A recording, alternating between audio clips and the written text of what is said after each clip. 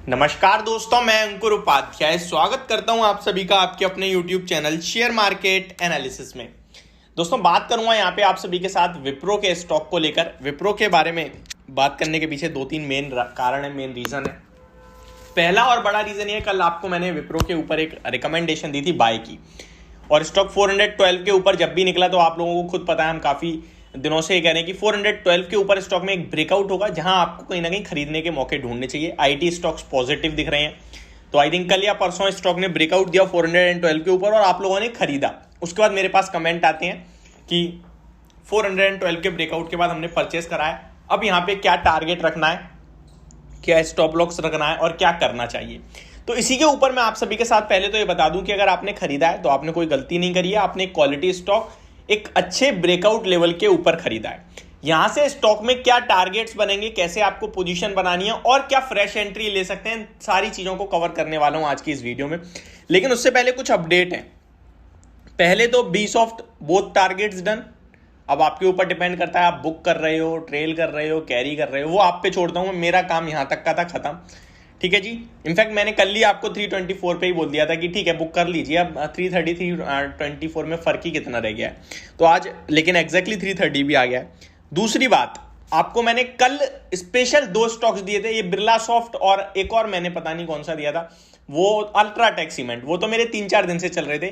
कल मैंने आपको स्पेशल दो पिक्स दी, जिनमें पहला नाम था आपका एस्ट्रल का और दूसरा था हेमिस्फीयर प्रॉपर्टीज। दोनों में आज टारगेट डन है और अच्छा खासा मुनाफा बना है। 97 वाला आपके लिए 103 बिका, second target done. And astral 1920 वाला 2000 बिका है। तो दोनों टारगेट्स डन हो गए हैं, बहुत अच्छी बात है। अब आते हैं विप्रो पे। विप्रो की बात करें तो स्टॉक में 412 के ऊपर ब्रेकआउट हुआ है। स्टॉक आज कंसोलिडेट करके नीचे से ऊपर जा रहा है और कंसोलिडेट कर रहा है, बहुत अच्छा लग रहा है मुझे। ये वन साइडेड भागता है ना, तो ऐसा लगता है लोग खरीद नहीं पाए, प्लस डर लगने लगता है यार गिरे ना। अब गिर भी जाएगा ना, डर नहीं लगेगा, क्योंकि कंसोलिडेट कर रहा है तो गिरावट नहीं होगी ज्यादा। स्टॉक में वॉल्यूम्स ठीक ठाक जुड़ रहे हैं, ज्यादा खास नहीं जुड़ रहे हैं। आज भी 58 लाख शेयर्स ट्रेड हुए हैं, एवरेज वॉल्यूम 69 लाख शेयर्स का है, तो वॉल्यूम्स उतने खास नहीं है।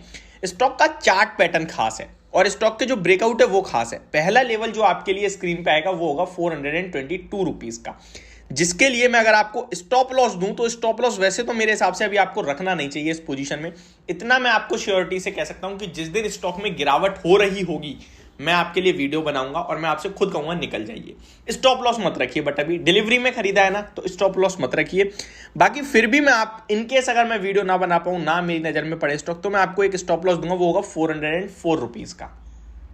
ठीक है, 404 रुपीज के स्टॉप लॉस से आप स्टॉक में बने रहिए। 404 का क्यों? क्योंकि स्टॉक में जो तेजी बनी थी अराउंड 408 तक की, उसकी क्लोजिंग जो थी 30 नवंबर की, वो 404 की थी। उसके बाद फिर स्टॉक ने 413 दिखाया और फिर लो दिखाया। कल स्टॉक ने 410 और आज 412.40 दिखा रहा है।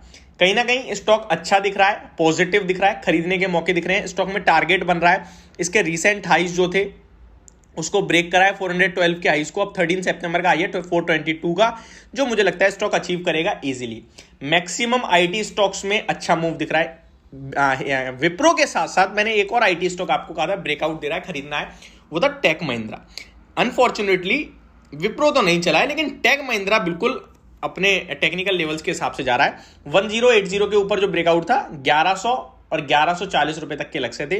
1114 पे आज की क्लोजिंग है, 1114 पे ऑलरेडी स्टॉक आ चुका है।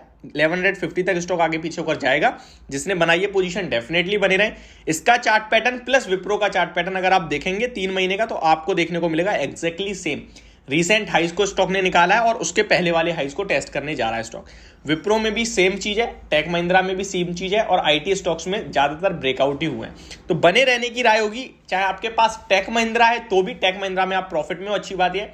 विप्रो आप एट द कॉस्ट हो, एट कॉस्ट हो, नेक टू नेक हो, बट विप्रो भी चलेगा। मैं आपसे कह रहा हूं आप 422 का फर्स्ट टारगेट रखिए, जहां पे आपको सोचना है कि प्रॉफिट बुक करूं या ना करूं। सेटिस्फाई हो तो करिए, अदरवाइज आप ट्रेल कर लीजिए। स्टॉक में नेक्स्ट लेवल 440 का भी बन सकता है 422 के ऊपर निकलने के बाद। अब आते हैं स्टॉक के इन्वेस्टमेंट पर्पस के लिए बात करने। इन्वेस्टमेंट मीन लॉन्ग टर्म के लिए जो चाहता है, तो थोड़ी सी विप्रो के फंडामेंटल्स देख लेते हैं। तो मैं पहले आपको इनके वैल्यूएशंस बताना चाहूंगा। ये आईटी स्टॉक लार्ज कैप है और ये बहुत सस्ता मिल रहा है आपको। अभी 21 के 20 के पीई पे मिलता है स्टॉक। अगर आप कंपेयर करें इसे इन्फोसिस टीसीएस से तो हम कंपेयर नहीं करेंगे। एचसीएल टेक 22.32 के पीई पे है, टेक महिंद्रा 20.54 के पीई पे है। ये स्टॉक भी 22-23 के पीई का कैंडिडेट है, यानी कि यहां से मिनिमम 500 रुपए तो मुझे स्टॉक डेफिनेटली दिखता है। बुक वैल्यू के हिसाब से भी अगर मैं देखूं तो 130 की बुक वैल्यू, जिसके सामने 412 रुपीज पे ट्रेड कर रहा है, तो महंगा बिल्कुल नहीं है। 3 टाइम्स की बुक वैल्यू पे ट्रेड कर रहा है। आप नॉर्मल आईटी स्टॉक्स देखो तो इन्फोसिस 8 टाइम पे है, टीसीएस 12-13 पे है, और वो करेंगे वो लार्ज कैप है। लेकिन अगर आप टीसीएस एचसीएल टेक, टेक महिंद्रा भी देखोगे तब भी ये स्टॉक आपको कंफर्ट देगा वैल्यूएशन वाइज, कोई दिक्कत वाली बात नहीं है। शेयर होल्डिंग पैटर्न में प्रमोटर्स मैक्सिमम होल्ड करते हैं 73%, एफआईआई 6.58%, डीआईआई 7.96%। डीआईआई का स्टेक काफी अच्छा बढ़ा है, 3.4% से बढ़कर 8% हुआ है, तो डबल हो गया डीआईआई का इंटरेस्ट। और पब्लिक की बात करें तो 16 से घटकर 12 हो गया। तो ये सारी चीजें स्टॉक को कहीं ना कहीं लॉन्ग टर्म के हिसाब से भी एक बाय कैंडिडेट बनाती हैं। तो ये मेरी वीडियो विप्रो के स्टॉक को लेकर, होप आपको समझ और पसंद दोनों आई होगी। Thank you so much for watching this video. Have a great day guys.